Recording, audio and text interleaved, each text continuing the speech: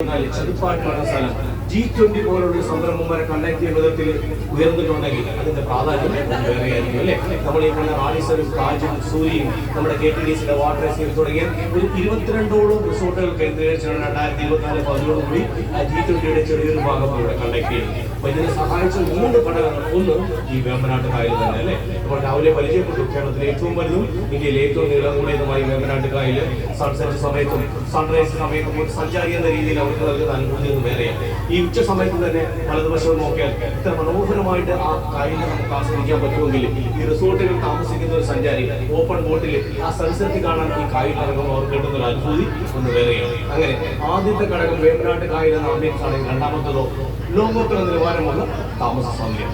Third and final വണ്ണാണ് കുട്ടനാടിന്റെ ഭാഗമായ ഗ്രാമീണ അന്തരീക്ഷമുള്ള പച്ചപ്പുള്ള നെൽവയലുകളുള്ള ഇതിന്റെ പിൻഭാഗം. ഇങ്ങനെ 3 ഘടകങ്ങൾ കൂടി ഒരു പുരക്കീഴിൽ വന്നുകൊണ്ടാണ് ഏകദേശം 1990-95 തുടക്കത്തിൽ ടൂറിസം മേഖലയിലേക്ക് പിച്ചവെച്ചു വന്ന ഈ ഗ്രാമപ്രദേശം 2024-25 ലോകത്തിന്റെ നെറുകയിൽ തന്നെ കേരളത്തിൽ ഏറ്റവും കൂടുതൽ വിദേശ നാണ്യം നേടിത്തരുന്നതിൽ പേര് പങ്കുവഹിക്കുന്ന ഒരു കായൽ തീരം. നമ്മൾ ഇതിനെക്കുറിച്ച് അറിഞ്ഞിട്ടില്ല, പക്ഷേ ഇതിന്റെ റിയൽ ആംബിയൻസ് അറിയണമെന്നുണ്ടെങ്കിൽ ഒരു ദിവസം നമ്മളിവിടെ മാറണം. അപ്പൊ വേഗം നമ്മൾ കണ്ടുപോകുന്നു. നമ്മുടെ പോക്കറ്റിന്റെ കാലമനുസരിച്ച് ഏതെങ്കിലും റിസോർട്ടോ റൂമുകളോ താമസിച്ചുകൊണ്ട് വൈകുന്നേരമോ രാവിലെ ഔട്ടിങ്ങിന് ഇറങ്ങി നമ്മളെ കാത്തിരിക്കുന്നതെന്നറിയോ, കേരളത്തിൽ എങ്ങും കിട്ടാത്ത രീതിയിലുള്ള മത്സ്യ വിഭവങ്ങളുടെ ഒരു കലവറയാണ്.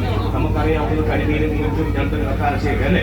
ഇതിൽ നിന്ന് വ്യത്യസ്തമായി ഈ കായലിൽ വലിയ മത്സ്യശേഖരങ്ങളുടെ ഒരു കലവറയാണ്. ഇതെല്ലാം ഓട്ടോമാറ്റിക്കായിട്ട് ഇവിടെയുള്ള റെസ്റ്റോറന്റുകളിലും ഷാപ്പുകളിലും എല്ലാം ഉണ്ടാവും. ഇത് തന്നെയാണ് ഏറ്റവും കൂടുതൽ വർഷങ്ങൾ ഈ കണക്കനുസരിച്ച് ഏറ്റവും കൂടുതൽ സഞ്ചാരികളെത്തിയ തീരമാണ് ഈ കുമരകം എന്ന് പറയുന്നത്. അപ്പോൾ നമ്മുടെ യാത്രയിൽ രാവിലെ ഞങ്ങൾ വിസിറ്റ് ചെയ്തിരുന്നു. ഒരു സഞ്ചാരി എന്ന രീതിയിൽ ആലപ്പുഴയിൽ നിന്ന് ഹൗസ് ബോട്ട് എടുക്കുകയാണെങ്കിൽ ആലപ്പുഴയിൽ പ്രാന്തപ്രദേശങ്ങൾ കാണുമ്പോൾ നമ്മുടെ ഈ വേഗയുടെ പ്രത്യേകത പോക്കറ്റ് കാലിയാകാതെ ബഡ്ജറ്റ് ഫ്രണ്ട്ലി ആയിട്ട് ആലപ്പുഴയിൽ നിന്ന് പതിനാമണിൽ പോയി കുമരകം പോയിട്ട് കുട്ടനാട്ടിലെത്തി. നിങ്ങൾ നോട്ട് വെച്ചുകൊള്ളുക, കുട്ടനാട്ടിലെത്തുമ്പോൾ ഹൗസ് ബോട്ടുകൾ ഒരു വൻ ശേഖരം കാണാം. ഇവിടെ നിന്നുള്ളതാണ് ആലപ്പുഴ എന്നുള്ളത്. അവർ ഈ 14 ഈ പ്രദേശത്തൊന്നും വരില്ല. അത് തന്നെയാണ് ഈ സർക്കാർ സംവിധാനത്തിന്റെ വിജയം എന്ന് പറയുന്നത്.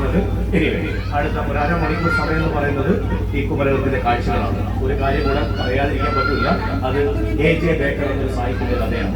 ഈ ആധുനിക കുമരകത്തിന്റെ ശില്പി എന്ന് വിളിക്കുന്നത് AJ ബേക്കറെയാണ്. കാരണം എന്താണെന്നറിയോ, ഏകദേശം 1883 ആണ്ടോടുകൂടി ബേക്കർ സാഹിത്യം ഇവിടെ വരുന്നവരെ മീനച്ചിനാഥ് വഴിയിൽ കൊണ്ട് നെക്കരിച്ച് അത് വഴിഞ്ഞ് വെറും ചതുപ്പായിട്ട് കിടന്ന പ്രദേശത്തിനെ സാഹിത്യത്തിന്റെ വരവോടുകൂടി സാഹിത്യം എന്ത് ചെയ്തു, ഇതിനെ കാർഷിക മേഖലയായിട്ട് കൺവേർട്ട് ചെയ്തു. ഇതോടുകൂടി ഒട്ടേറെ സ്ഥലങ്ങളിൽ ആളുകളുടെ കുടിയേറ്റം ആരംഭിച്ചു. അങ്ങനെ നെല്ല് താമസമുള്ള സ്ഥലമായി മാറി. അങ്ങനെയാണ് കുമരകം എന്ന ഗ്രാമത്തിന്റെ ഉൽപ്പത്തി തന്നെ. പിന്നെ നമുക്കറിയാം ശ്രീനാരായണ ഗുരു, ഗാന്ധിജി, അങ്ങനെ ഒട്ടേറെ പേരുടെ അവരുടെ സംവാദത്തിന് അവരുടെ ഒത്തുചേരുന്നതിലൊക്കെ വലിയ ആയം കൂടിയ ഒരു ഗ്രാമമാണ് കുമരകം. പിന്നെയോ നമ്മുടെ പ്രിയപ്പെട്ട എഴുത്തുകാരി നിങ്ങൾ വായിച്ചിട്ടുണ്ടായിരിക്കും അല്ലേ.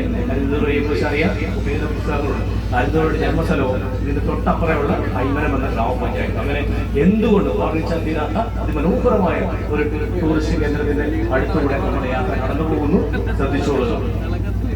റിസോർട്ടുകൾക്ക് അപ്പുറം എന്താണ് ഇതിന്റെ ചരിത്രം നോക്കി. കണ്ടൽ കാടുകളും ചതുപ്പുകളും ഇത് തന്നെയായിരുന്നു 25-30 വർഷം മുന്നേയുള്ള കുമരകത്തിന്റെ ഇതിനെയാണ് മണ്ണും പൊടിയും കൊണ്ട് കോർപ്പറേറ്റുകൾ ഈ റിസോർട്ടാക്കി മാറ്റിയത്.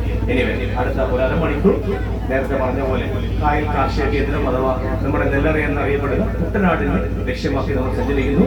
കുട്ടനാട്ടിലെത്തട്ടെ. കുട്ടനാട്ടിലെ കൂടുതൽ വിശേഷങ്ങളുമായി നിങ്ങളിലേക്ക് തിരികെ.